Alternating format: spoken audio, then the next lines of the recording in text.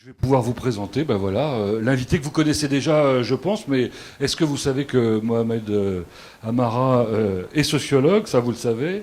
Il est enseignant-chercheur à l'Université des Lettres et des Sciences humaines de Bamako. Il est chercheur du centre Max Weber de l'Université Lyon 2. Il est enseignant à Sciences Po Lyon et à l'ISARA.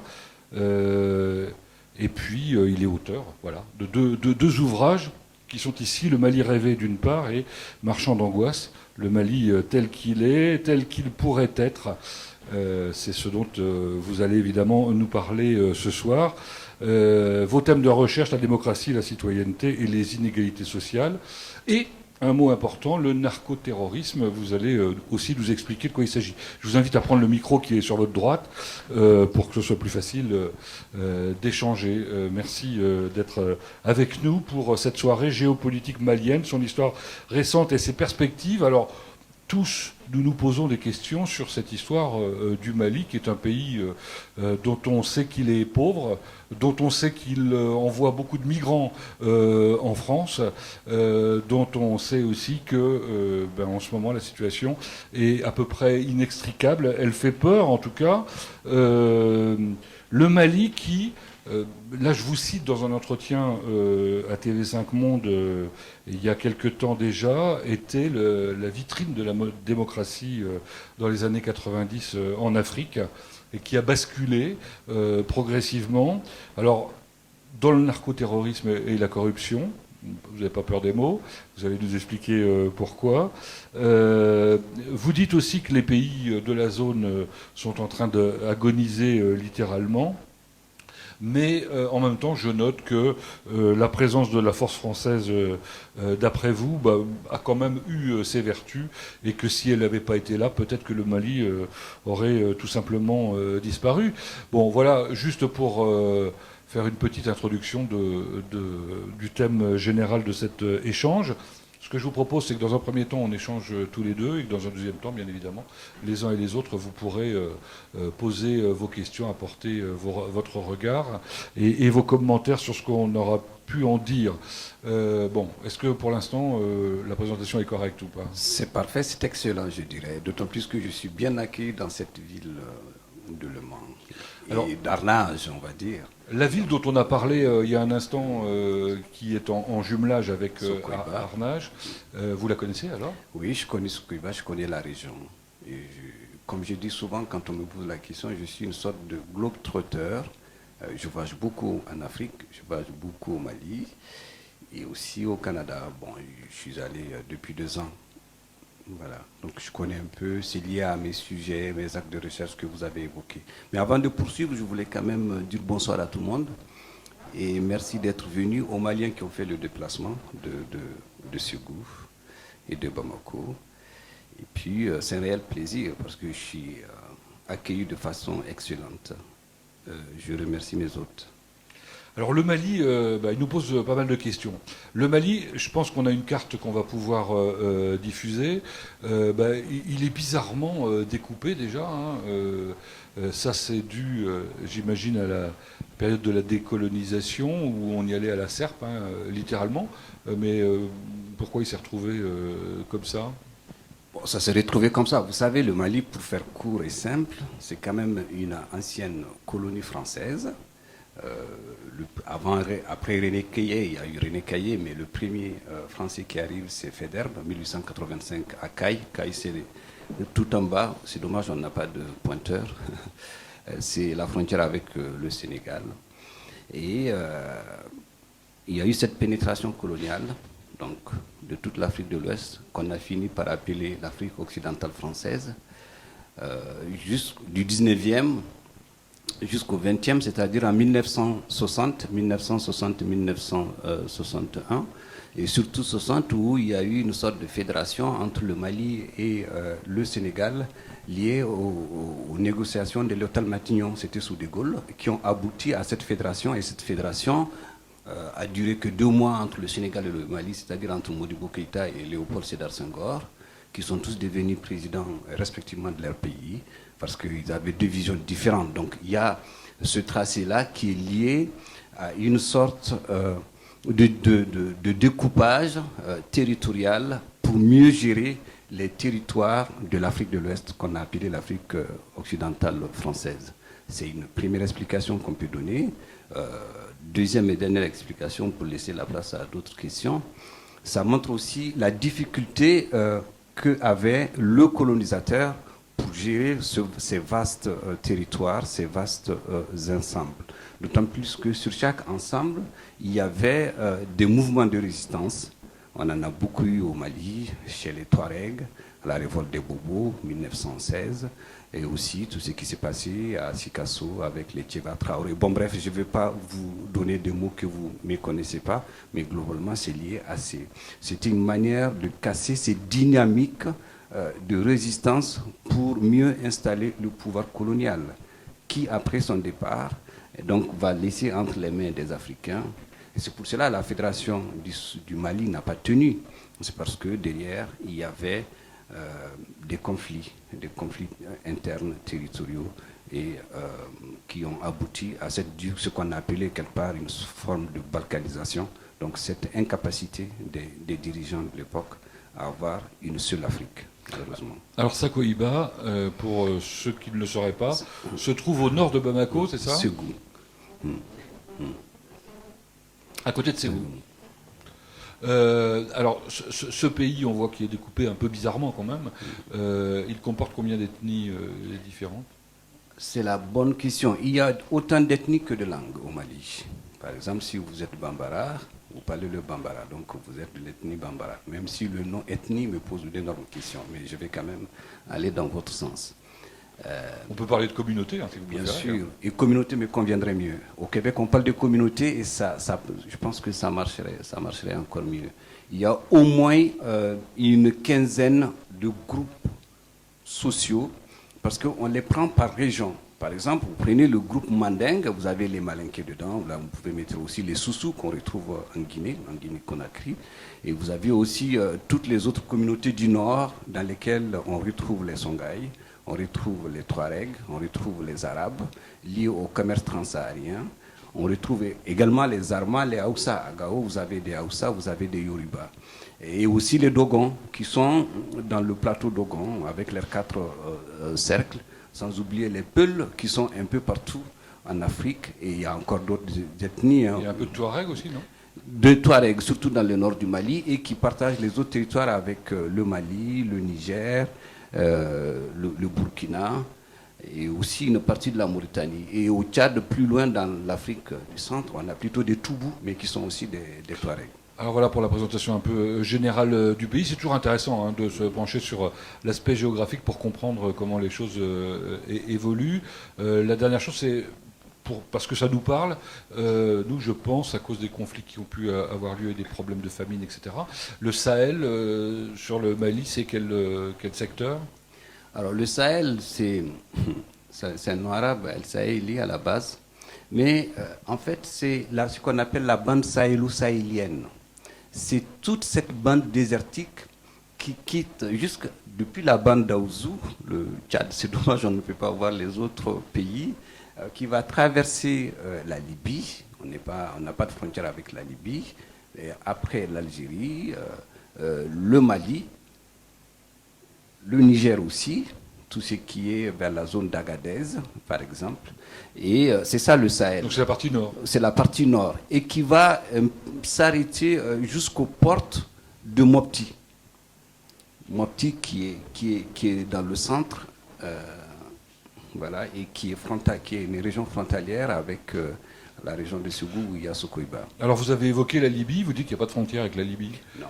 Et pourtant, on dit les problèmes du Mali viennent de cette déliquescence de la Libye il y a une dizaine d'années. Tout à fait. On a cette frontière, mais pas avec la Libye. La Libye, c'est 2011, c'est l'intervention de l'OTAN sous Sarkozy, mais sous pavillon OTAN, où il fallait dégager Mouammar Kadhafi. C'était la rébellion de Benghazi à la base. Il se trouve que Kadhafi a été éliminé, donc il y a une désagrégation du pouvoir libyen, le temps qu'il se reconstruise. Les Touaregs maliens qui sont partis parce qu'il faut remonter aux différentes rébellions, depuis la rébellion de 1916 au Mali jusqu'à la rébellion de 63 après les années 90-2016. Et donc il y a eu des Touaregs qui ont fui le Mali dans les années 60 pour se réfugier en Libye. Et parmi eux, donc, ils ont eu des enfants, et ces enfants-là ont été, sont devenus des militaires dans l'armée libyenne. Quand il y a eu donc la chute du pouvoir libyen, ils sont revenus au Mali avec armée et bagages en 2011. Au Niger, ça a été le même cas. Le pouvoir nigérien a réussi à désarmer ceux qui sont venus pour qu'il n'y ait pas une déstabilisation. Le Mali, c'était sous le pouvoir de Amadou Toumani Touré à l'époque, en 2012. Il n'a pas réussi à le faire. Ils les ont plutôt accueillis. Premier départ, il se trouve que déjà dans le nord du Mali, il y avait tous les Algériens, notamment du GSPC algérien, des années 90, qui se sont réfugiés dans le nord du Mali, notamment dans la région de Kidal, qui enlevaient des touristes et qui aussi demandaient de l'argent pour qu'ils soient libérés. C'est comme ça que ça se passait avec Michel Germano et d'autres à Ménaka. La suite, c'est qu'ils ont trouvé le bon moment pour faire des alliances entre ce groupe-là qui était affilié à Al-Qaïda, ACMI Al-Qaïda au Maghreb islamique, qui faisait ses raquettes dans le nord, pour prendre le nord. Et le deuxième élément important qui va faciliter la chute du nord du Mali, c'est le troisième putsch militaire, parce qu'il y a eu plusieurs putschs, le coup d'état militaire de Amadou Aya Sanogo, un capitaine à l'époque, qui était mécontent de la gestion du pouvoir par Amadou Toumani Touré, le président d'alors, et qui va provoquer une mutinerie et qui va faire chuter le pouvoir d'ATT. Donc il y a eu une cassure dans la chaîne de commandement et qui va faciliter la prise du Nord. C'est comme ça que ça se passe. C'est lié, d'un point de vue analytique, à l'incapacité du pouvoir de l'époque à créer les conditions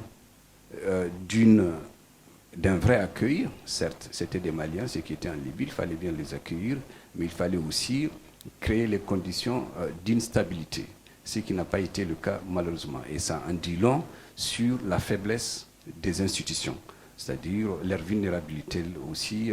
C'est des institutions fragiles parce qu'ils n'ont pas les moyens, ils ne se sont pas donné les moyens pour anticiper sur ce genre de problème malheureusement.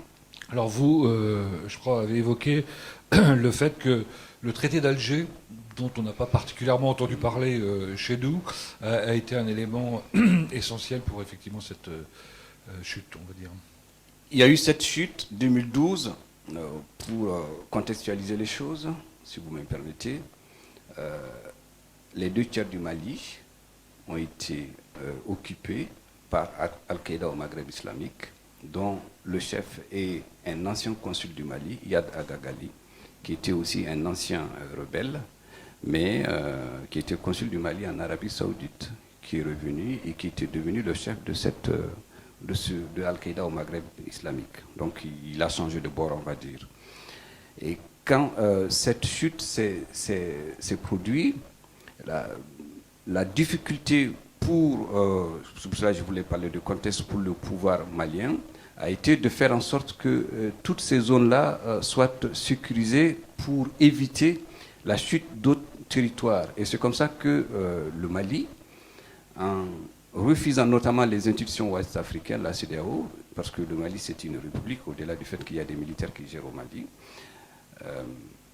ils vont exiger que le président de l'Assemblée, Djankounda Traoré, devienne président du Mali, en lieu et place de Amadou Aya Sanogo, qui a fait le coup d'État, qui voulait être président. Quand le président est incapable, c'est le président de l'Assemblée. Je pense en France, c'est à peu près pareil. Oui. Et vous êtes le Sénat, non? Le Sénat. Voilà. Et Djankounda étant président, il va faire appel à la France pour intervenir. C'est comme ça que Serval, l'opération Serval, qui était une opération pour bloquer l'avancée des djihadistes au sud du Mali, est intervenue. La suite, c'est que le pouvoir malien s'est retrouvé dans une situation où il fallait effectivement faire appel à la France, parce que c'est l'ancienne colonie, c'est parce que quand il y a des commandements, il faut que ça se passe dans des langues que tout le monde parle. On ne peut pas faire appel aux Américains, parce qu'il faut que les militaires comprennent les commandements. Mais derrière, c'était aussi faire en sorte que l'armée malienne monte en puissance. Donc il n'y a pas eu ce travail pour permettre une forme de redéfinition de l'approche militaire, malheureusement. D'où votre comparaison avec l'Afghanistan, mais on y reviendra peut-être un petit peu plus tard. Restons sur le début, si ça ne vous embête pas. Donc on a bien compris, le pouvoir ne tient plus rien dans le pays, en quelque sorte, et il y a du narco, que vous appelez du narcoterrorisme, donc dans le Nord, c'est ça? Il y a du narcoterrorisme, pour le dire simplement, c'est le mélange des activités criminelles, exemple du trafic de drogue, du trafic de cigarettes, le racket, par exemple dans le nord du Mali, dans certaines zones, et même à Ségou, à Dogoufri et ailleurs, on exige à ce que les populations payent ce qu'on appelle la zakat, l'impôt on va dire, pour faire simple, qui est loin d'être un impôt parce que l'impôt est supposé être redistribué. C'est la première partie, c'est ça l'aspect narco. Le terrorisme, c'est qu'on se sert des ressources, c'est-à-dire ces raquettes, cette zakat, pour s'acheter des armes et pour recruter ce qu'ils appellent des muscles. C'est-à-dire des jeunes qu'ils vont employer, qui deviennent après des bombes humaines, qui vont se faire exposer au passage d'un convoi militaire ou qui vont tout simplement combattre contre les forces régulières, les forces conventionnelles. C'est ça l'arcoterrorisme, c'est s'aimer la terreur à partir d'activités criminelles. Alors vous parlez, oui, vous parlez de bombes humaines. Bon, nous on imagine évidemment ici que pour faire ce sacrifice, il faut avoir une certaine, je sais pas, une foi en l'occurrence, peut-être l'islamisme radical qui a pris également son essor là. Pourquoi, comment, est-ce que c'est arrivé soudainement? Parce qu'on a eu l'impression que c'est arrivé assez rapidement. Or, vous venez de nous dire que ceux qui arrivaient de Libye, c'était pas avec l'islamisme, c'était des anciens militaires, hein, si j'ai bien compris. C'était des Maliens qui ont été recrutés. Les terroristes, c'était vraiment AQMI, Al-Qaïda au Maghreb islamique, c'est-à-dire aussi qui venaient du FIS, les années 90 avec Mohamed Boudia, on n'était pas d'accord, les Algériens, enfin une partie, et puis on l'élimine, le pouvoir de Bouteflika lutte contre eux, ils se retrouvent dans le désert malien. Bon, bref, c'est ça, ce sont eux à la base. Mais en même temps, le fait qu'il y ait une alliance entre eux, le mouvement national de libération de l'Azawad, le MNLA, pour moi, a été une forme de confusion qui a facilité la dégénérescence du pouvoir malien dans le nord du Mali. Pour moi. Après, dans l'autre partie de votre question, je pense que sincèrement, en termes de narcoterrorisme, ce qui a beaucoup permis à ces groupes-là de s'imposer et d'imposer leur vision du monde, c'est la proximité religieuse. C'est-à-dire que... Il y avait déjà beaucoup de musulmans Il y a 85% de musulmans au Mali. Au départ? Toujours. D'accord. 5% de chrétiens, les autres, je les appelle des libres penseurs. Mais il y a cette proximité religieuse qu'on retrouve au Sénégal, qu'on retrouve en Guinée, un peu partout. Au Mali, il y a un chef religieux, qui s'appelle Mahmoud Diko, qui a été celui qui a permis, en tout cas qui a facilité la chute de l'ancien pouvoir, parce qu'il a réussi à mobiliser les Maliens à Bamako. Et je dis toujours Bamako parce que Bamako n'est pas le Mali.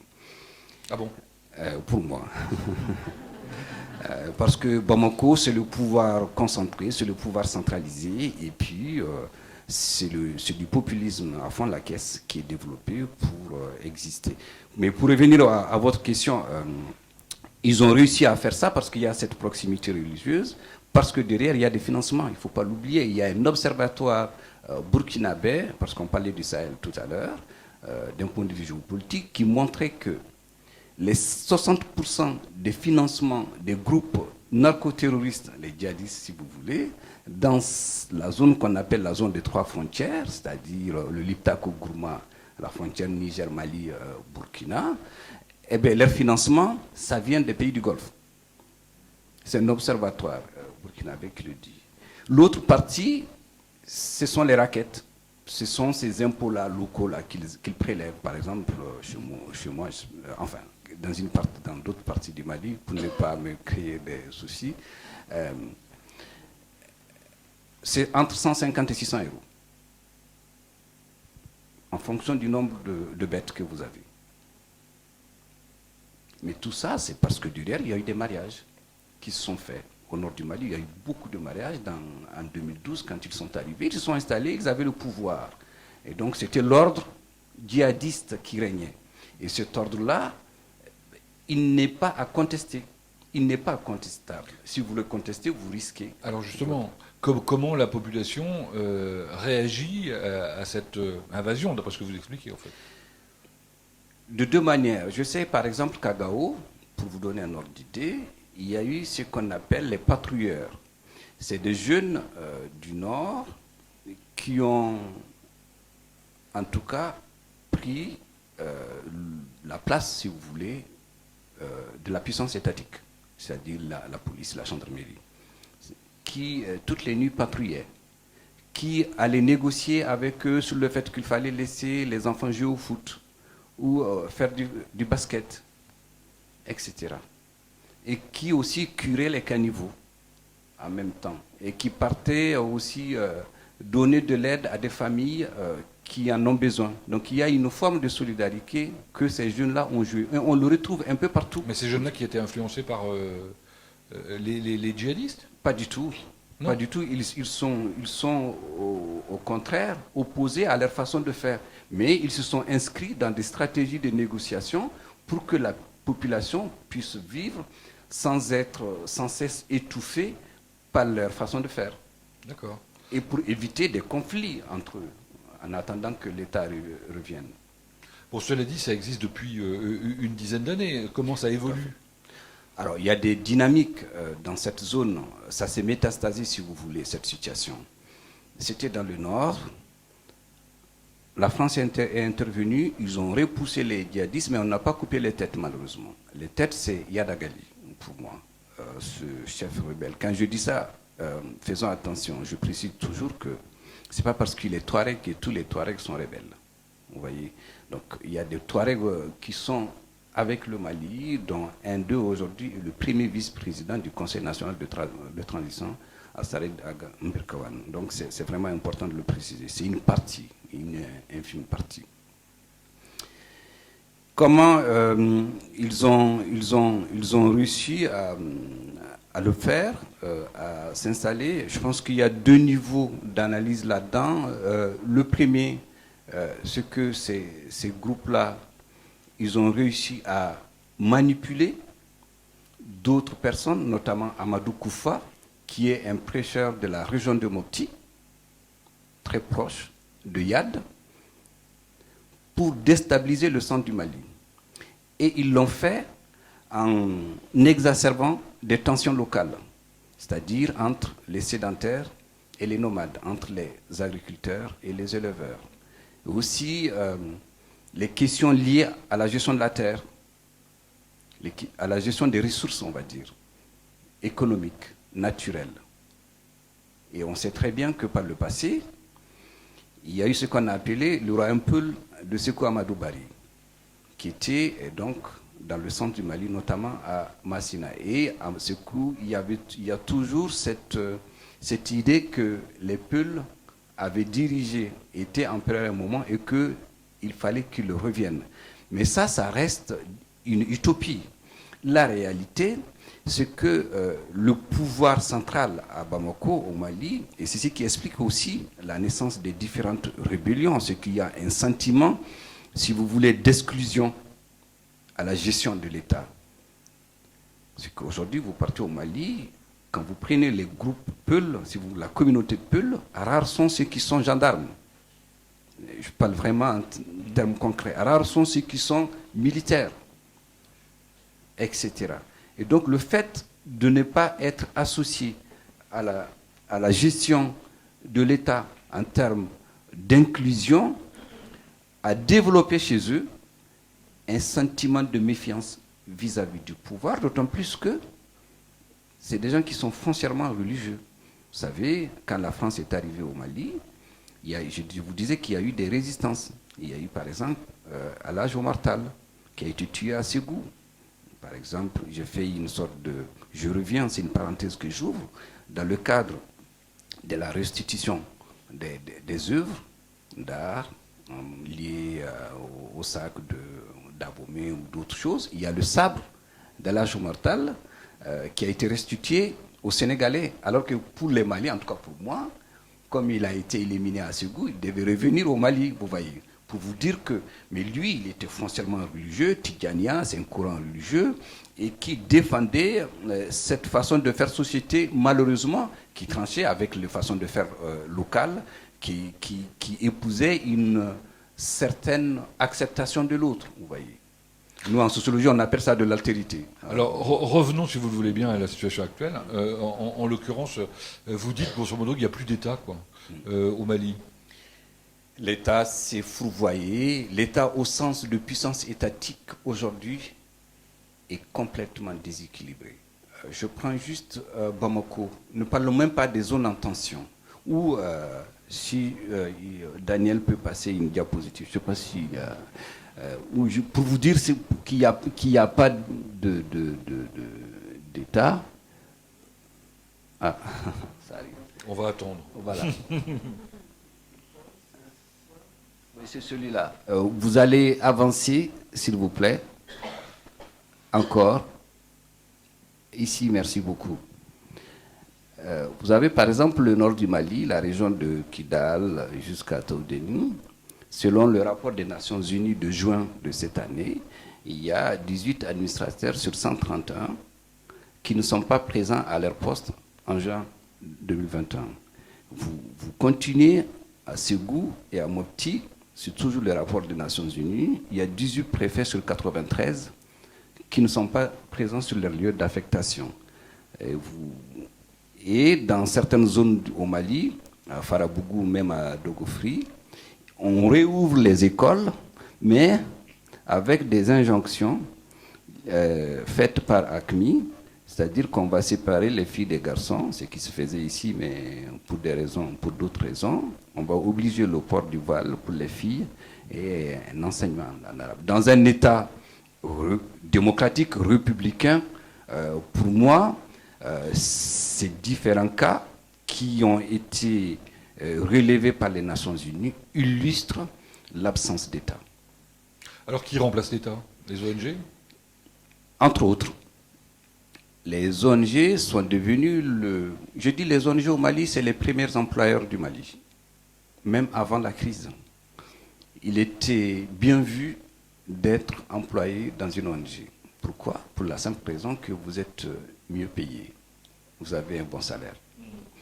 On tient compte de vos conditions de vie.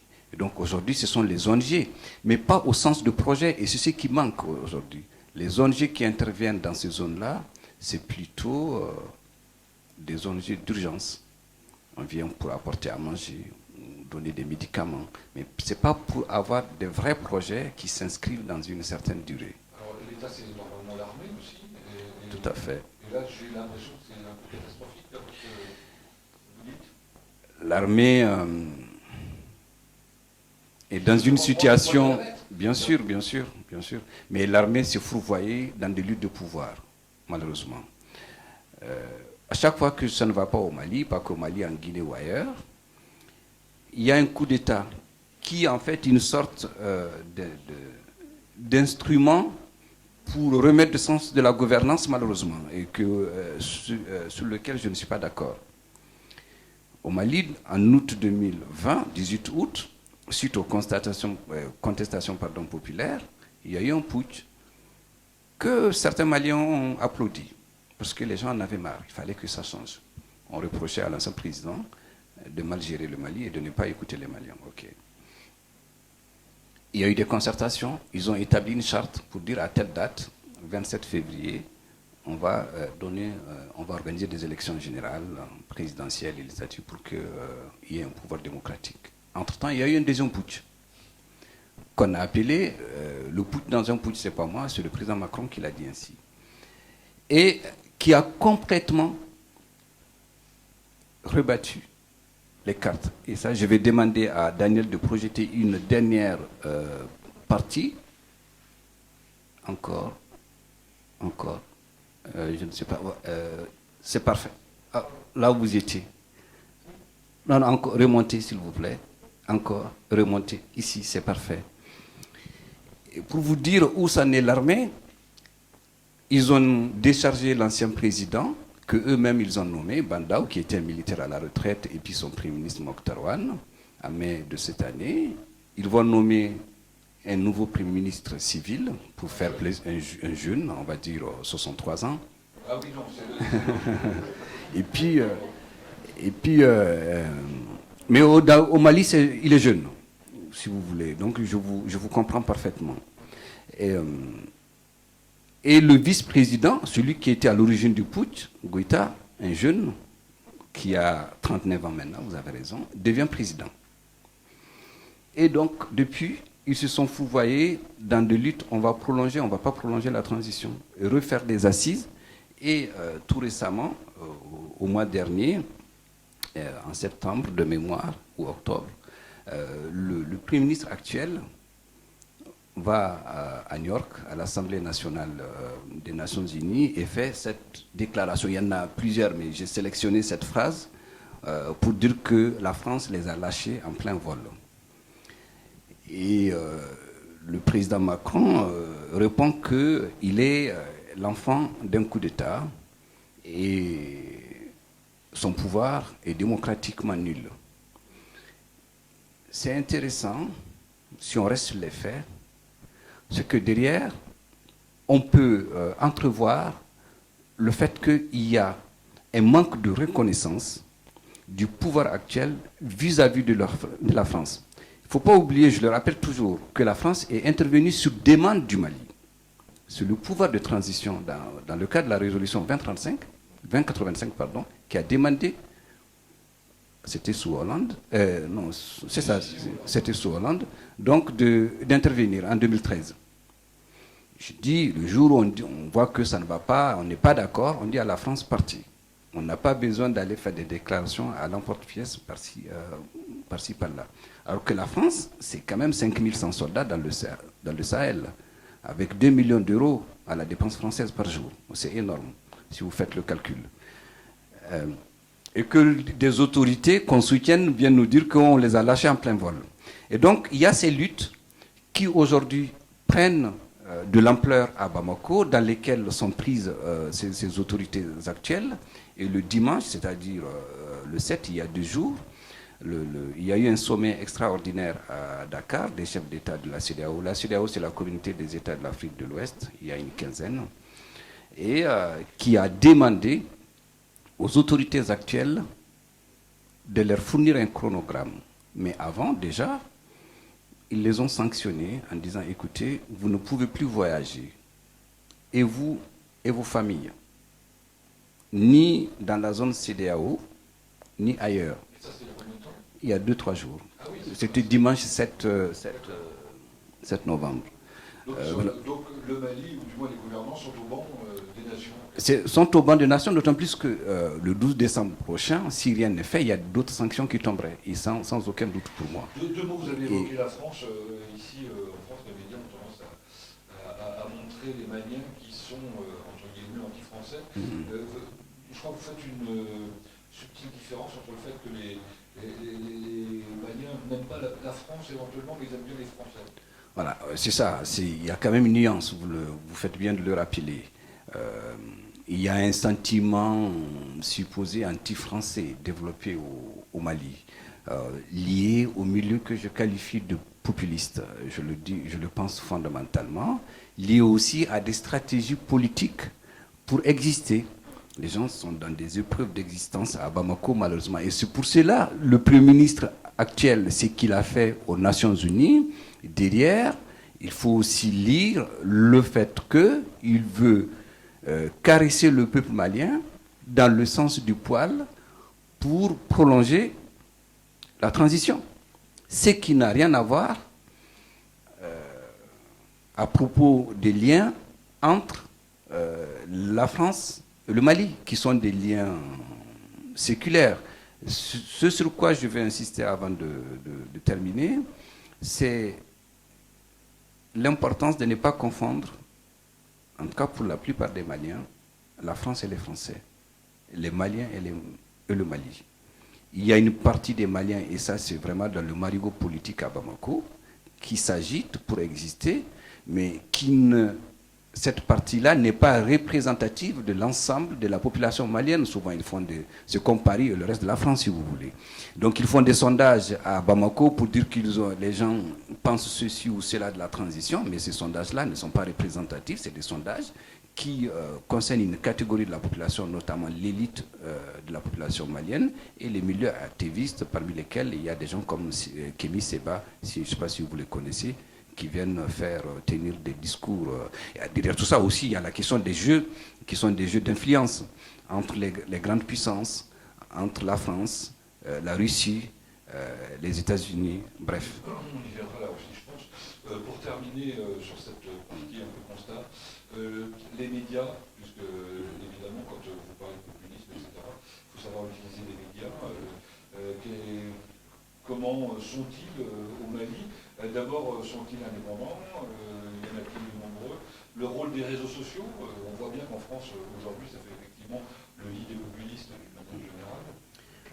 Alors, les médias au Mali, il y a 3-4 organes de presse importants. Vous prenez un des premiers organes de presse, les Échos, qui appartient à l'ancien président démocratiquement élu, Alpha Oumar Konaré, en 92. Et donc, sa ligne éditoriale, elle est connue.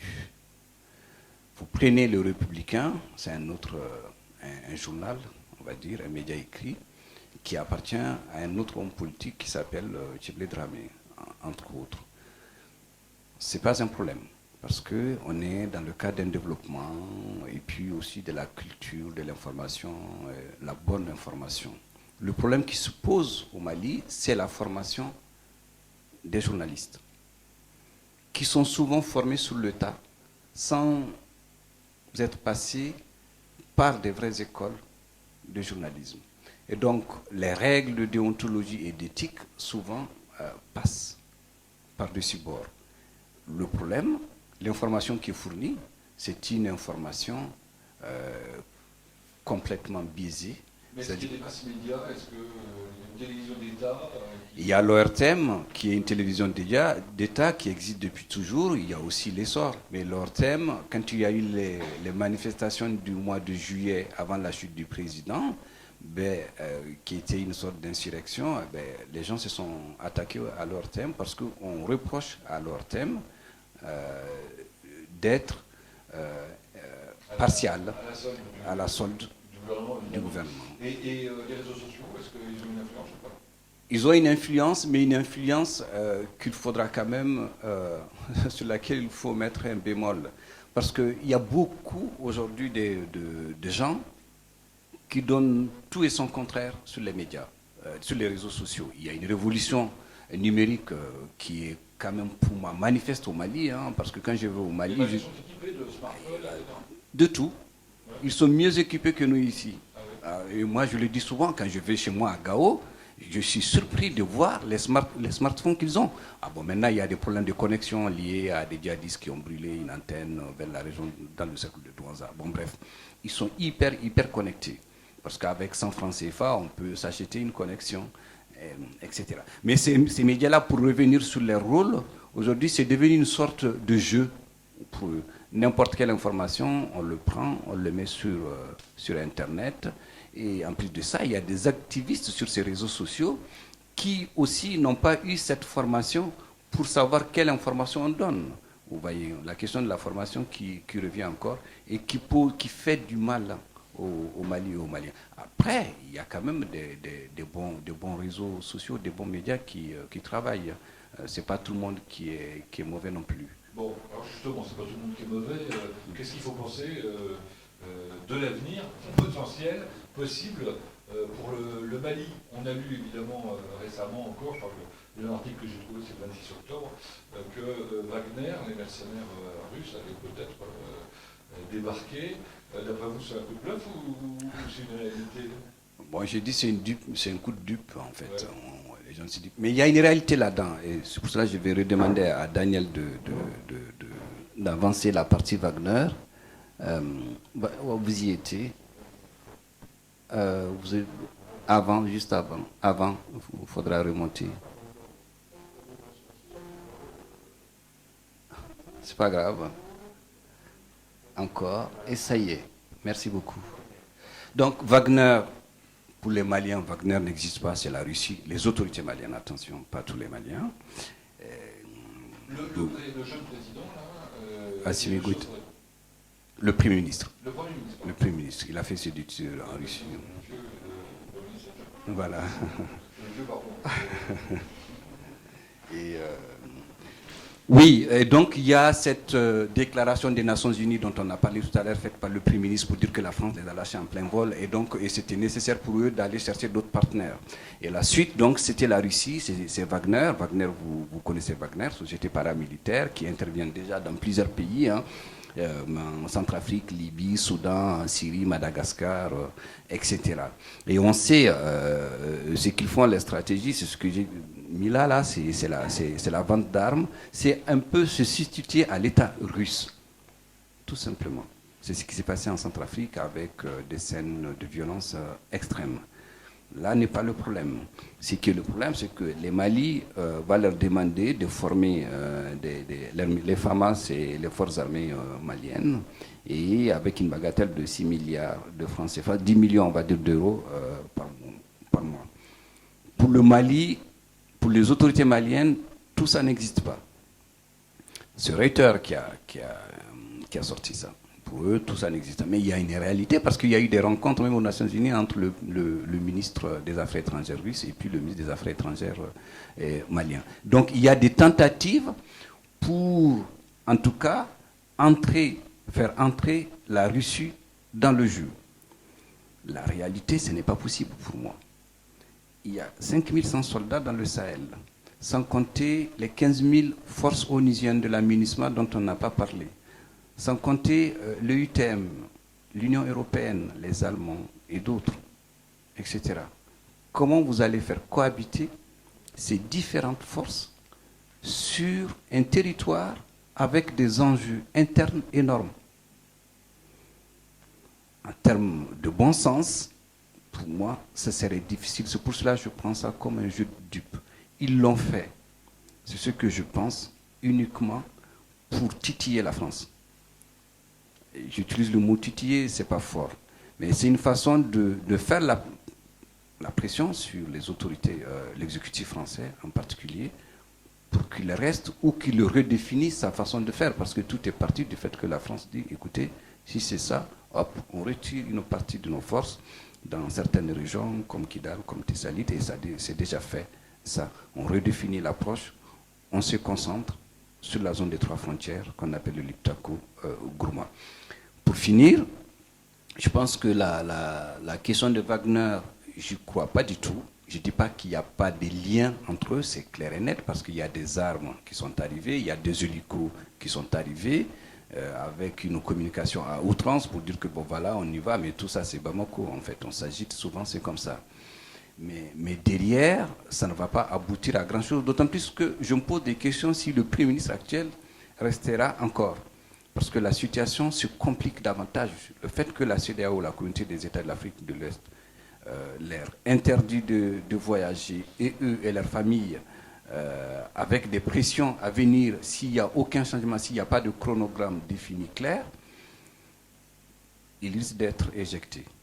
Alors, on a vu sur la première carte tout à l'heure, au cours de la soirée, que 80% du Mali était déconseillé parce que dangereux, quoi, tout simplement. Comment vous voyez la situation évoluer dans les mois et les années à venir? Très bonne question. Moi, je dirais, j'ai fait quelques propositions, je pense qu'on est sur les propositions par rapport à ce que vous voulez. Moi, j'ai dit, de par mon parcours, je sais que moi, mes parents, c'est des paysans, ils ne savent ni lire ni écrire. Ce que je disais hier soir, quand on déjeunait, je suis installé en veste, chemise, tranquille, mais quand je communique à ma famille, c'est en songoï, parce qu'ils ne parlent pas le français. Bon, c'est bien parce que moi, je suis un produit du public. C'est l'État malien qui m'a donné ça. Et le peu de choses que j'ai, c'est un peu, hop, faire quelque chose. Dans le cadre de mon périmètre. Sauf que vous disiez qu'aujourd'hui, il y a 1300 écoles qui avaient fermé. 1300. Ouais, c'est ça. 1300. Et pour donc redonner sens à la puissance étatique, c'est-à-dire le fait qu'il y ait tous ces gens dont on a parlé, ces préfets qui ne peuvent pas aller parce qu'ils ont peur, parce qu'ils risquent leur vie, ça serait bien qu'on travaille sur la question de la conscience citoyenne. Comment les Maliens eux-mêmes, à un moment, peuvent dire stop. Ça ne sert à rien de désigner la France comme coupable, la Russie comme coupable. Le problème, pour moi, une grande partie relève de la responsabilité des Maliens. Sincèrement. Qu'il s'agisse de la dépendance militaire, de la dépendance économique, voire même intellectuelle. Vous voyez? Parce que souvent, c'est ce qu'il a dit, le Premier ministre, j'ai rien contre lui quand je dis ça, je reste sur les propos, c'est que pour moi, ce n'est plus de la diplomatie. Quand vous êtes deux pays avec des accords aussi importants, avec tout ce que vient de dire, il y a des choses qu'on ne peut pas dire, sauf si on est dans une cour de récréation, auquel cas c'est normal. Et sur la dernière phrase, c'est aussi la question des jeunes et le monde rural. Ce n'est pas parce que je suis du monde rural que je le défends. En mai, j'étais à Bamako et c'était dans le cadre d'une organisation qui m'a invité pour parler des transformations, du développement, on va dire. Et pendant une semaine, ils ont invité des jeunes du Burkina, du Sénégal et du Mali et du Niger pour venir par de leurs entreprises. Il y en a qui étaient dans l'agroécologie, d'autres dans l'élevage. Et moi, j'étais très content de voir qu'il y a des jeunes qui œuvrent dans ce sens-là. Contrairement à tout ce qu'on voit. On voit l'insécurité, le djihadisme, ça existe, mais il y en a qui travaillent. Et ces gens-là, il faut qu'on les visibilise. Et les visibiliser, pour moi, c'est faire en sorte que ce qu'ils font, ils le fassent dans une certaine autonomie et de façon durable. Les politiques actuelles, pas qu'au Mali, même en Guinée, j'ai voyagé dans la Guinée, on m'a fait voyager jusqu'à Farana, la ville de naissance de Sékou Touré, pendant 2 semaines, en passant par Kindia et Mamou. Je me rends compte que et les jeunes, hommes-femmes confondus, sont relégués à des rôles qui sont des rôles secondaires, liés à la chape de plan social, malheureusement. Et donc, pour que ça change, le Mali, dans les années à venir, et on va partir sur la dernière carte, s'il vous plaît, parce que on va laisser les propositions, je vous les laisserai. Parfait. Sur les allez-y, encore, c'est parfait. Vous pouvez mettre en mode diapo, par contre, Daniel. Juste en bas, là. Ah, aussi, parfait. Et le temps que ça arrive... Ah.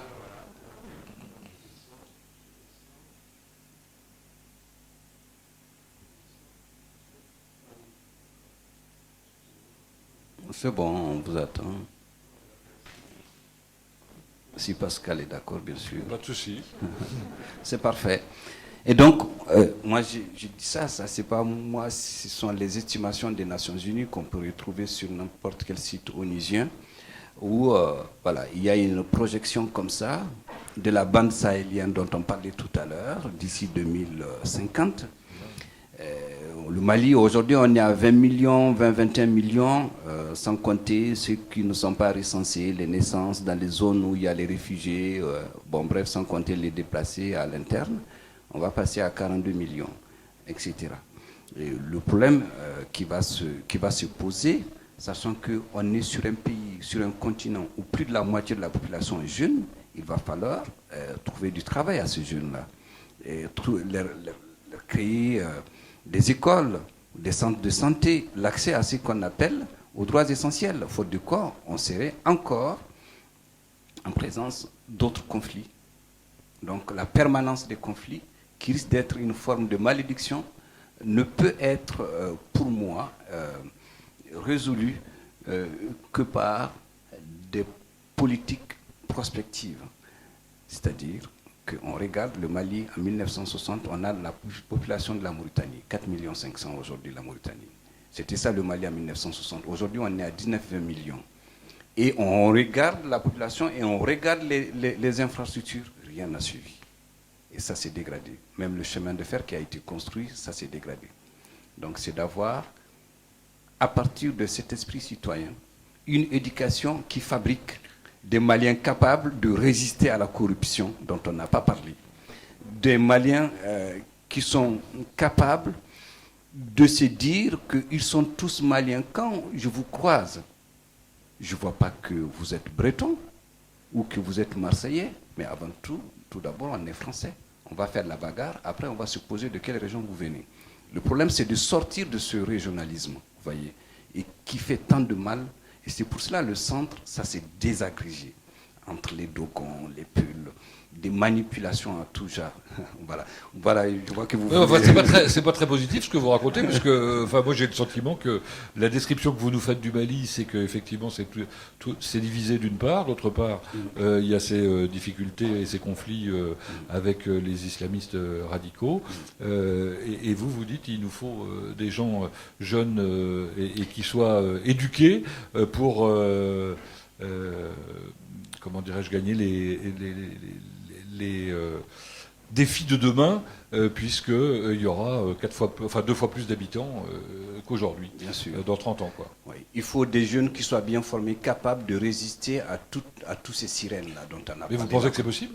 Je pense que c'est possible. C'est une histoire de... Hop, à un moment, on se dit, comme dit une amie des Nations Unies que je ne peux pas citer, on se retrouvait à à Conakry, parce que Conakry veut être la capitale du livre, parce que Dakar est la capitale des arts, Bamako la capitale de la photo, Ouaga la capitale du cinéma, le FESPACO, et Conakry veut aussi être la capitale de...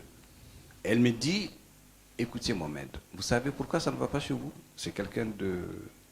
Je dis non. Je dis parce que vous n'avez pas touché le fond.